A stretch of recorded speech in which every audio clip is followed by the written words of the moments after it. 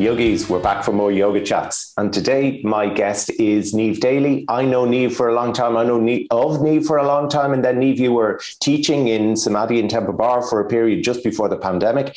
And you've been practicing yoga for a long time. You've been teaching yoga since 2004. You have brought a lot of influences into your yoga. You are all there. You have a few different aspects to your career. You are also a nutritional health coach. But in the more recent times, relatively more recent times, Niamh, you have created one of the first two yoga for menopause teacher training courses, which was an area that was absolutely undiscussed really before you put this course together. So I'm really excited to hear about this from you today. Great. I'm delighted to be here. Yeah. I think you're right. It was an area that was just filled with tumbleweeds, the gap where menopause was just not supported in the yoga world. We've had kids yoga, we have teen yoga, we have general adult yoga. And then there's this big gap. Oh, we have pregnancy and postnatal yoga, of course. Then there's just this big gap. And then we have chair yoga and seniors yoga.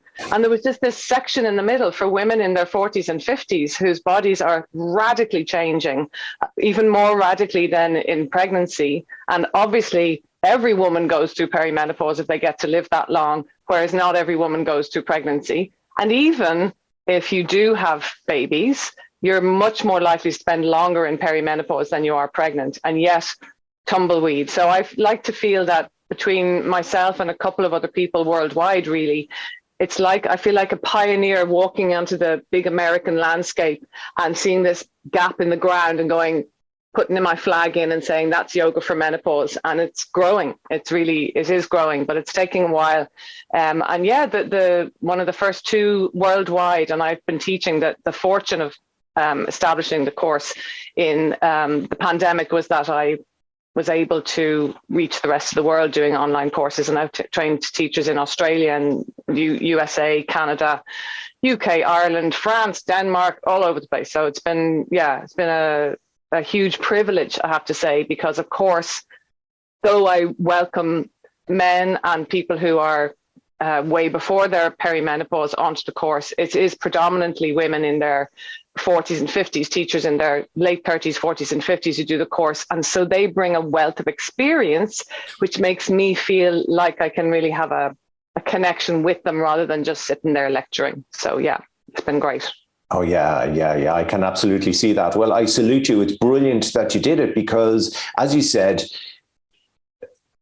women are heading in that direction. It's something that everyone, if they live long enough, and it's not that long, if they live long enough, they're going to experience that. And yoga hasn't. It's been a little bit of a barren area, which is terrible. And yoga, of all things, it is like, male yoga teacher talking here, but what is the percentage of male to female in yoga classes? It depends, but I find perhaps as a male yoga teacher, I might be getting 30% men, but for me, 70% women. And then I know a lot of teachers, it's 100% women. So it's crazy. And people often take up yoga around this time. So really, it is something. It's so wonderful that you are covering this. And I'm curious, is it something that people then should offer before we get into sort of the bones of the course that you're offering? Is it something that people offer in a general class, or is it a specific? Are you training people more to offer a specific class, or can it be incorporated into general yoga? So the difference between my course and the one that was created in the UK is that mine is about helping a teacher use what they love to do to support women in perimenopause and post-menopause. So this really works into the latter decades as well. So I like to offer teachers the education to know where maybe things need to change because of the different vulnerabilities of the body in perimenopause and menopause, the different health concerns that need supporting, excuse me. And some of them will go on and do yoga for menopause workshops, but some of them just bring that knowledge into their classes because they're not, maybe they don't want to specialize, but they really feel that their cohort, they're almost, as you say, almost all women, and that we usually attract people of similar age to us, excuse me. And so they just want to know that they're supporting women responsibly. And then there's some people, as I say, that go on and offer it as workshops, or they add it. They may have other disciplines that they're interested in where they're supporting women's health, and they add it into that. So I'm very keen not to strip teachers of what they know and love, and not to throw out where their skills are, but help them add to their current passions and skills so that they can relevantly support their students at that life phase, because there is ways in which yoga can damage the perimenopausal experience, both physically and emotionally, I suppose, and psychologically, which we'll talk about. Yeah, so anything they want really is the answer. Okay, well, I love that. I love that you're working on empowering both the teachers and, of course, then the yoga students through your network of teachers. Yeah. So that is really great. I also we won't spend time on this, but I love that you embraced the digital medium, because here we are on the digital medium. I love that you embraced that to share the knowledge. And I guess in a way, it probably happened just at the right time. The pandemic was very challenging for us all, but I threw myself into teaching online, and I love teaching online. And I saw that you kind of did the same. And I thought that was really great, because you would not be able to share this knowledge so far and so wide if people had to come to you in South County Dublin. So it's not even South County Dublin, it's flipping Wicklow as well. It's all the way down in Greystone. So where is that even? Yeah, it's great. I mean, I have to say, when the pandemic began, I thought I'm just not going to go online, because I thought it was going to last for 3 months. But I did. Yes, I went on, and I've got 3 different types of microphones now. I can't believe it. Yeah, but it's been amazing, I have to say, to be able to teach people in the States, and other countries has been hugely beneficial, because there's whole different kind of setups in terms of the menopause landscape in different countries, where, for instance, in France, midwives are trained to help people through menopause, whereas here, tumbleweed. And in America, the narrative is very different to how it is in Ireland and even in Canada, for instance. So it's been a huge learning as well. Wow, you really need to get into the knowledge of the various jurisdictions. Goodness. Yeah. Is it live, or is a part of it pre-recorded? It's a 40-hour course, 28 hours. If you're doing 28 hours are live, whether you're doing it in person. I have done it in person a couple of times as well. 28 hours live, and the other 12 are stuff that resources I then give you. They have access to other recordings from a talk between me and a nutritional therapist, a talk between me and an endocrinologist in the UK, a very leading endocrinologist who works medically with women in menopause, and then just other classes and stuff that I've put on there. So that makes up their 40 hours, and they have to write a piece. Don't let that put you off, anyone who's thinking of doing the course. I have other ways, that's the other thing I want to do, is to not make the assessment criteria an off-putting situation. So somebody who has, people who have dyslexia often send me a recording, or people who just don't like to write an essay, they just write bullet points. So I try and make it the thing is, stress is such a huge exacerbator of the perimenopausal experience. And so I don't want to add to it for anybody. Yeah, I hear you. But at the same time, it is worth having that, doing a little bit of written work, or, as you said, oral work. It's a great way to double down on your knowledge. And I find it's a really great way for people to notice how much they've learned. So in the course, we'll sometimes do breakout rooms, and I'll just drop it on them. I'll say, okay, we're going to do breakout rooms, and you're going to tell each other about menopause and perimenopause and the biochemistry. And they're like, what?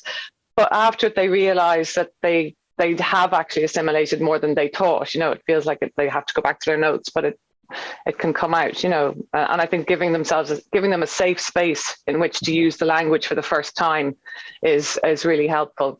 Nothing better than feeling yourself putting stuff down on paper or speaking it as a learning process. It's a wonderful learning tool. It really is. Yeah, it's so great. And I get what you're doing. 28 hours is brilliant. And then, of course, there are things that it would be almost pointless to, like, if you were to, every time you're on that course, have that conversation with that endocrinologist. That's just a waste of the endocrinologist's time. That there are aspects that can be pre-recorded. Again, this is some of the take-homes from the pandemic that we can use to our benefit.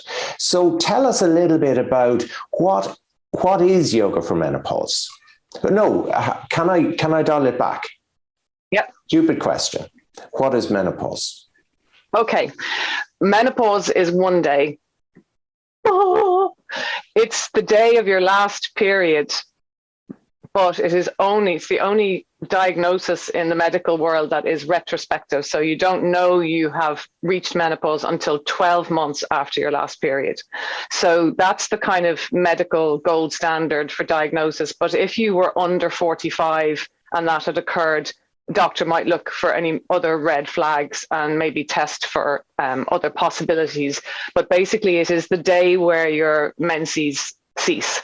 But there is this whole other part called perimenopause, which is when hormones start to fluctuate and you get a lot of symptoms. So it's a time defined by symptoms, high level of symptoms, and irregular bleeding.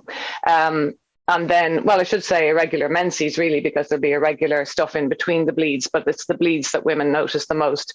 And there's also a phase just before perimenopause that is not quite yet known or not quite yet accepted by GPs as part of really the perimenopausal picture, which is the late reproductive stage, where you can still have regular periods, but you're starting to feel symptoms. And that's actually a phase where yoga teachers can really help, because that's time when their students might be confused and frightened, because at least when their periods are changing, they can put two and two together. But if the periods seem similar, yet they have frightening symptoms, it can be really scary. So just a word from a yoga teacher from the mat at the top of the room about, oh, by the way, I did this course and I realized that this, or talking about their own experience, so as not to frighten the person to think, oh God, this is me and I'm in trouble and I'm too young for perimenopause, but that you can just drop a little thought in someone's head. So it is a very long phase that can be short for some people. I mean, menopause isn't a long phase, but what we talk about generally in the world as menopause, or lay people's idea, is that it can be an average of 7.5 years. That means an average, Greg, which means there's obviously shorter, but there's also longer. I had somebody on I do a CPD for wellness professionals as well, Pilates teachers and fit pros and nutrition coaches. And one of them was 10 years into symptoms.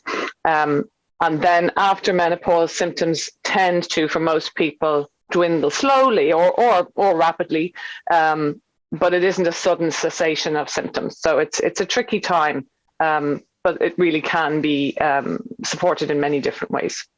Mm-hmm. Okay. And is there so you're saying it could be between, 7.5 years is sort of the average. Is there an average time where perimenopause begins?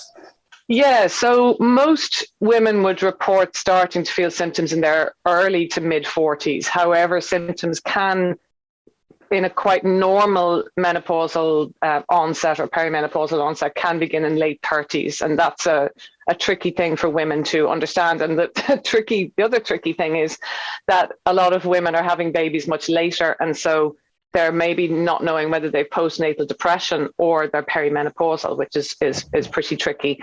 But yeah, it would usually be, you'd start to be wondering, will things start happening in my early 40s or my mid 40s? But I think that can be a shock to women. They think it's the landscape of the 50s, and it really isn't. And that's why, we need to do this work, is because women in their 40s are, as you said in our chat just before we recorded, many women start coming to yoga around that age range, maybe because of what they're struggling with. So yeah, it's worth knowing about. Mm-hmm, mm-hmm. Okay. And then, so menopause is one day, and then after that day, does everything, do all of the symptoms just melt away? How does it play out? We wish. So the symptoms will slowly decrease and dwindle for most women. If they're not, there may be, you know, underlying struggles in a woman's body that's stopping those symptoms decreasing. But at the same time, a lot of it is the luck of the draw and genetics.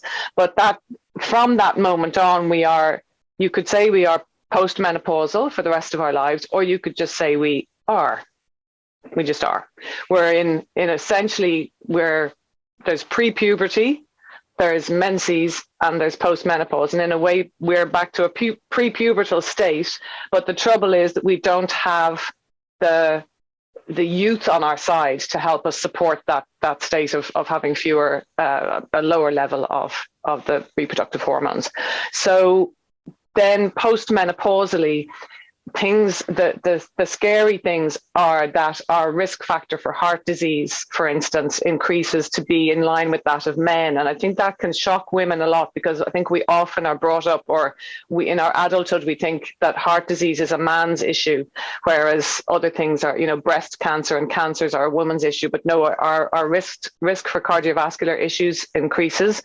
And obviously, hugely, we need to look after our bones, which is a big part of the course, actually, how to enhance yoga to look after bones, because osteoporosis becomes more of a risk. The loss of bone density accelerates for a few years just after menopause, which is why perimenopause can be a great time, because you start to realize, oh yes, it is happening to me, but you still have a good bit of time to really work on your bone density before that that exaggerated loss of bone. But then that slows down again. So that's the kind of time where we need to be really looking after bones and heart. So the other health concern the other health concern that the medical community would acknowledge is brain health. So looking after brain health is a really important part of the course, and that's through things like literally food, so giving people information on how to eat for brain health.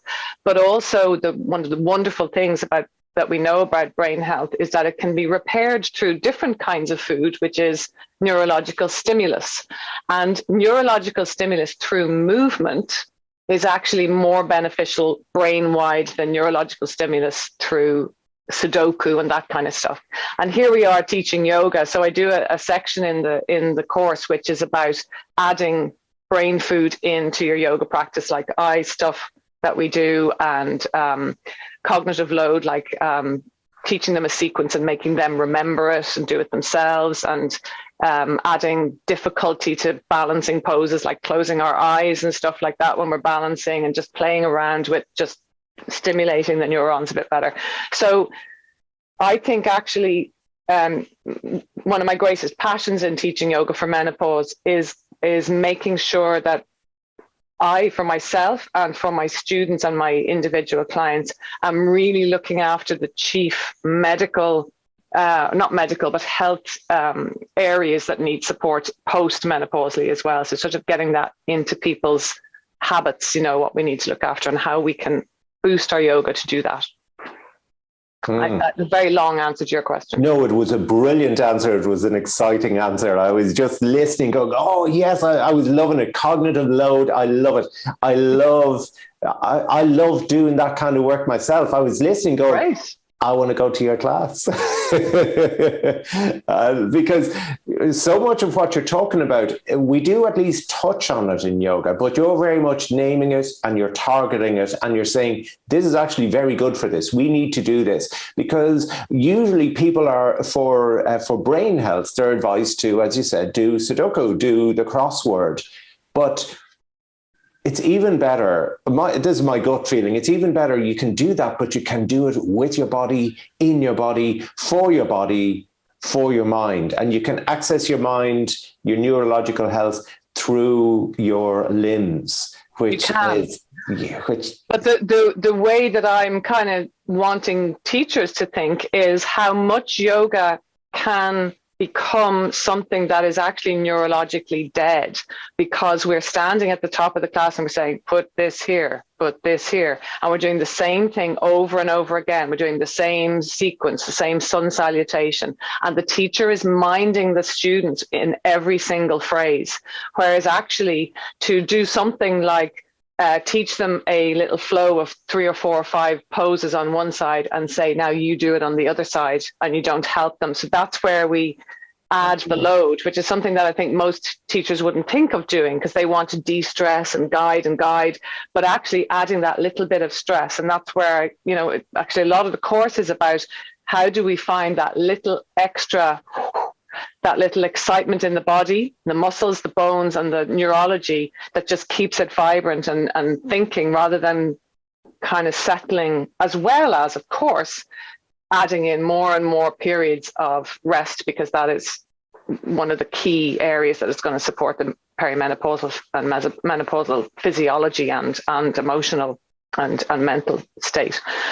So yes, yoga has a lot already in it, but what I'm doing is, as you say, I'm pointing out to people, to yoga teachers, where it maybe could step up.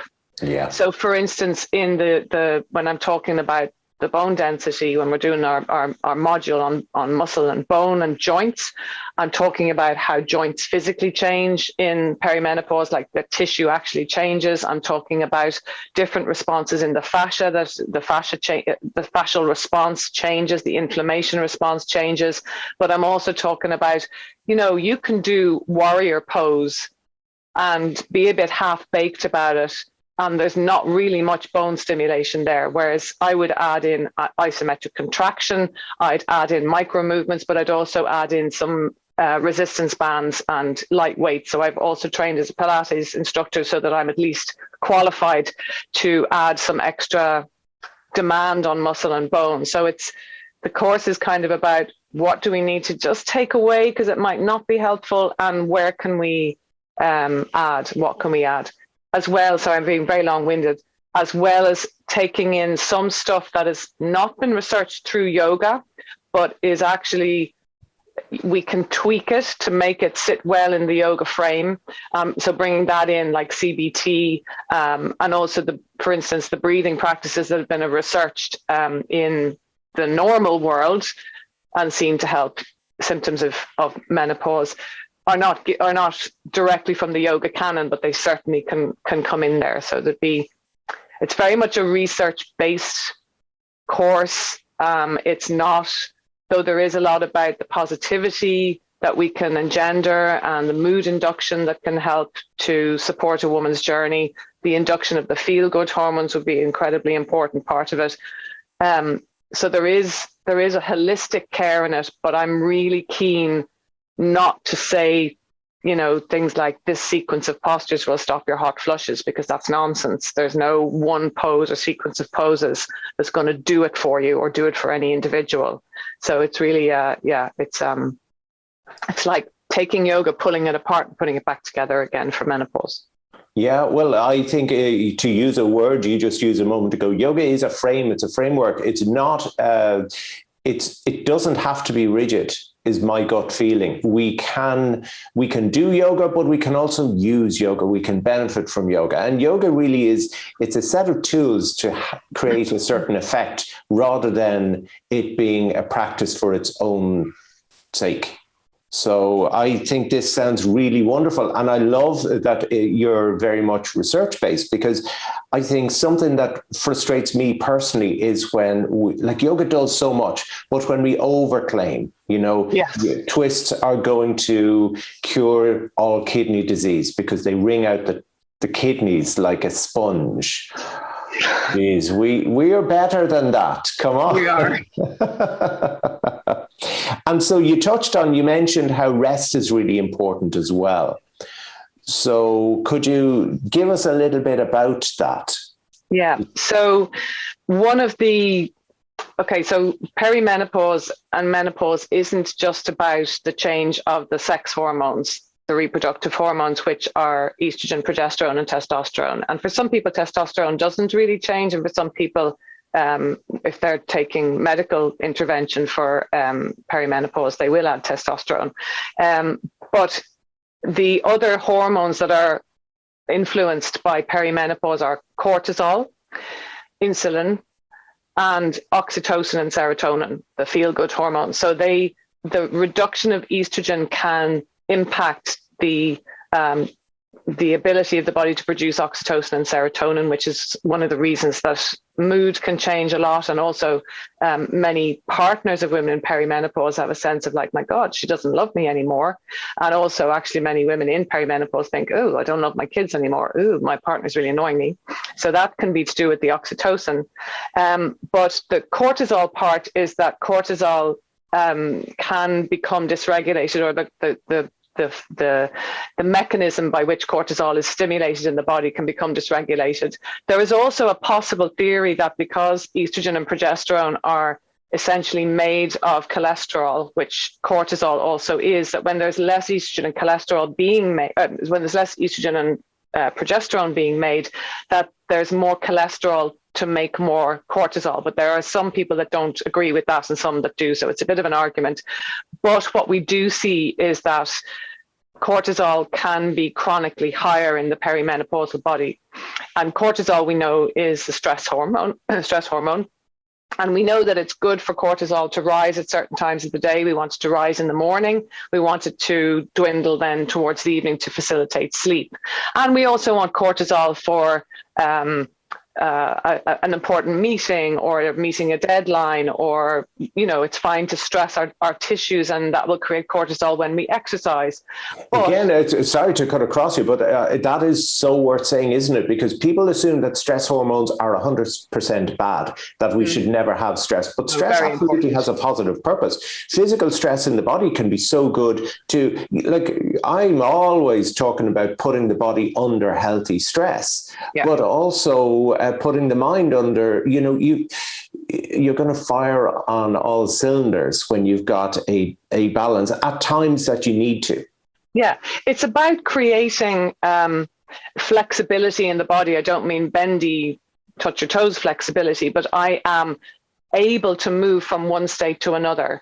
I'm able to bring my body into a place where heart rate increases, where the muscles are going, oh my God, I have to do this, I have to do that. And that's what stimulates bone growth. The same with the brain, you got to stimulate it. Oh my God, I have to step up here and do this.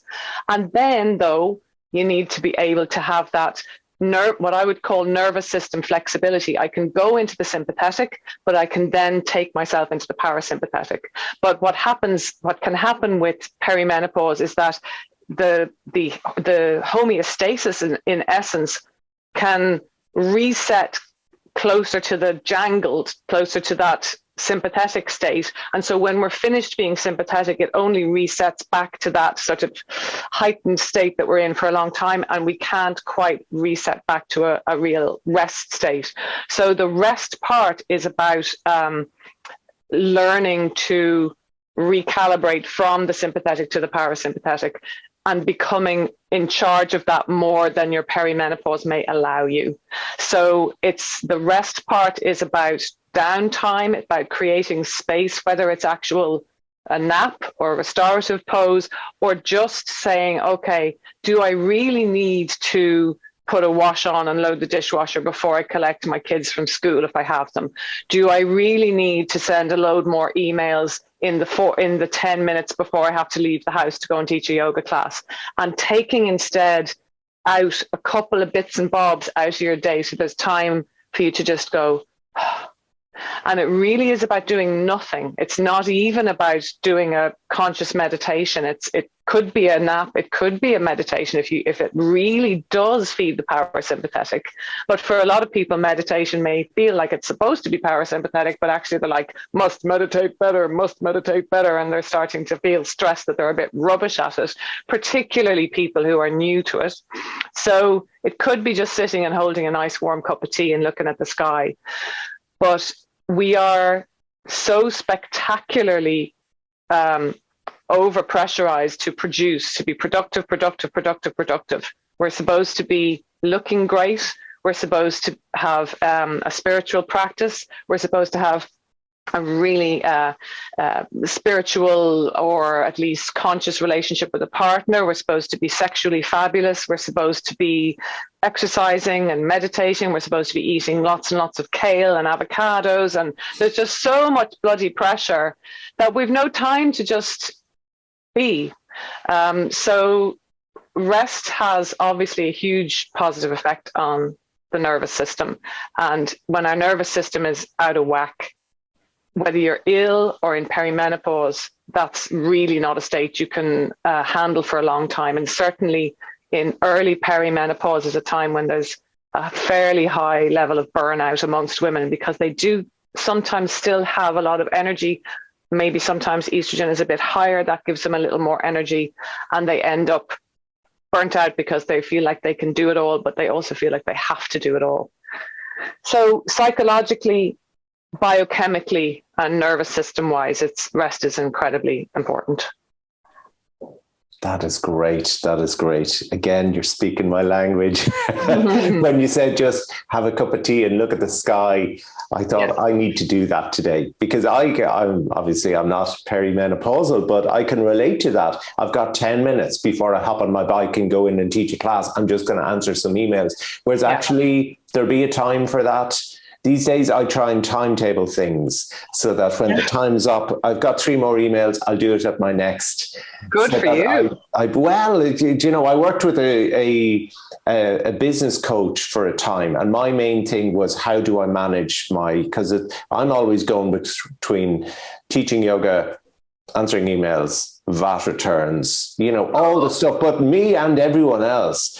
But when you have your own business, which of course you do too, it's difficult to switch off. So my thing was, I need to find ways to switch off. Anyway, it's not about me. I can really relate to all of that. It really sounds like you've put together a hell of a course. Thank you. It's one of those Irish things where I'm supposed to say, it's okay, but I do feel proud of it, I have to say, and I get incredible feedback. I had a lady did the course that I just did from Massachusetts, and she's 64 and she's been teaching yoga for 20 years or 15 years or something. And at the end, she said, you have changed my teaching and you have changed my life. And of course, that made me tear up. And it's difficult to feel like I'm self-promoting and all of that, but it is incredibly rewarding for me to do this work. And actually, I find that the teachers will talk about when they start to bring back to their students what they've learned, that students are like, oh, thank you, you know, the gratitude and the relief that somebody is bothered to learn how to really support their body, their changing body, that they're feeling so alienated from. You know, it's a part of this as well is helping people stay connected to their body, because the possibility of disconnect in that kind of a gentle, you know, not a severe trauma response, but I can't connect with my body because it's too uncomfortable to be here. And so trying to keep people connected to their body through their perimenopause, whatever choice they're making, by the way. And I would like to say that I don't advocate for a pro or anti medical intervention stance. You know, it's really not one size fits all, and some people really need it. It can be an extraordinarily tricky time, and any amount of, oh, you'll be fine, just, you know, be an empowered woman and you'll be grand, is not okay to deliver to the 25% of people who feel that they might be going under. So it can be really tricky, just to acknowledge that. I wanted to ask you one final question, which was, and you broached that, hormone replacement therapy.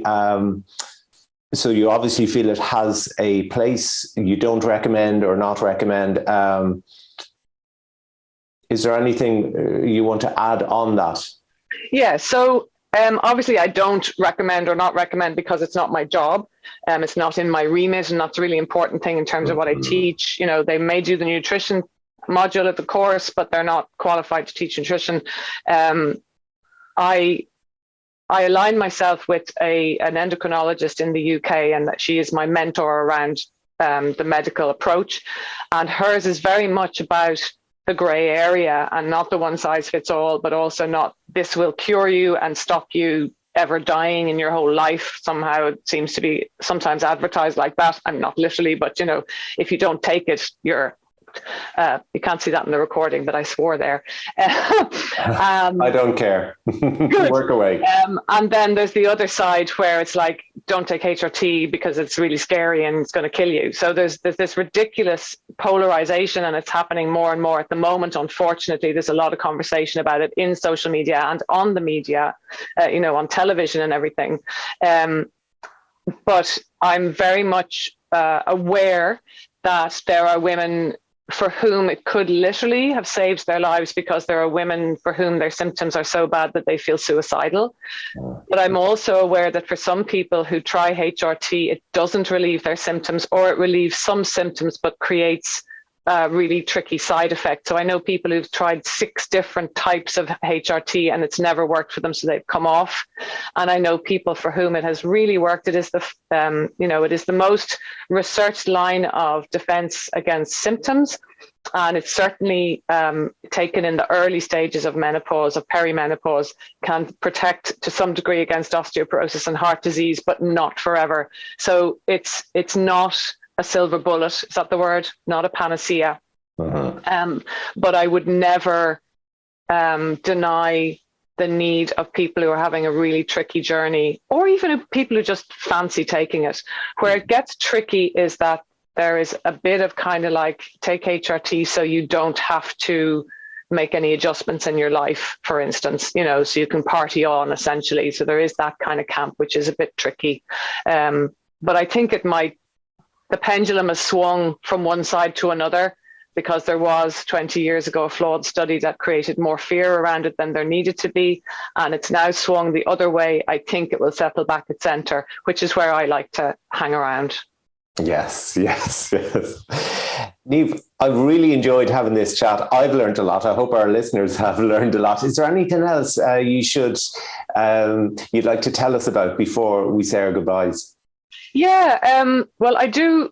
The other thing is I do a CPD, a 9-hour CPD for people who are not yoga teachers. And one yoga teacher has done it. And I would say that it would be unsatisfying for yoga teachers, but they can do that maybe as a starting point, and they can do that study anytime. That's a pre-recorded course. But I do have a live course coming up in September, which is online, the 3rd and the 4th, whatever, the first 2 weekends of September. I will be running it live again. I had a beautiful time running it live in April. I had people from the UK and Ireland who joined, but people are confused as to what to do now, and so I don't know when it'll be live again. So yeah, but do shop around. You might not like my style. I'm very much pragmatic, but also my instinct yoga banner, what I call my yoga, is a lot about inducing pleasure and even sensuality in a yoga class, in a yoga practice. And while a lot of the course is very practical, you have to be open to the possibility that I'll have you lying on the ground doing somatic practices and looking for what feels yummy in your body.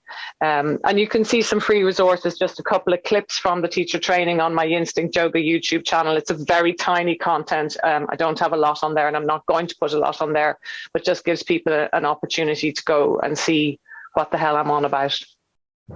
Brilliant. Well, I've enjoyed learning about what the hell you're on about. It sounds like a cracking course, and I'm really glad that you put it together, because it needed to be put together, because it was, as previously discussed, it was an area of tumbleweed in the yoga firmament. So Niamh, thank you for putting together your course, and thank you for coming on to the Yoga Chats today and having a chat. It was really great. And thanks for having me.